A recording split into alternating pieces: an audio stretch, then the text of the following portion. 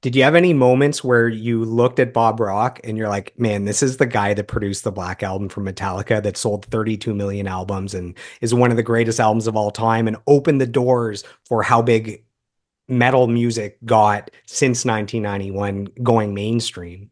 100%. Like basically, so Arnold was a wonderful producer, such a great musician, but he had a different perspective on what guitars should sound like.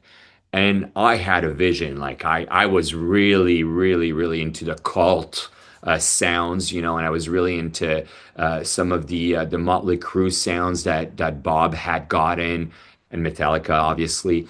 So to me, like I really pushed hard on getting Bob to make our second record. And my bandmates were like, yeah, Bob Rock's more of a metal guy. Like, we should get one of those punk rock guys to make our second record. I'm like, nope, it's gotta be Bob. It's gotta be Bob. And oddly enough, it's funny because Pierre and Chuck really had a wonderful time with Bob on the second record. They really like sort of embraced his approach, but I was both nervous because yeah, I was thinking about Bob Rock, who had done all those Bon Jovi records and Metallica records, and I was just like really, really sort of like I don't know, insecure around him, and I just wanted to sort of prove my worth as a guitar player, and I was always overdoing things, and I think that's what made it difficult, for us in the studio. I remember there's a moment where I'm playing like sort of a like there's a part in Jump, the song Jump.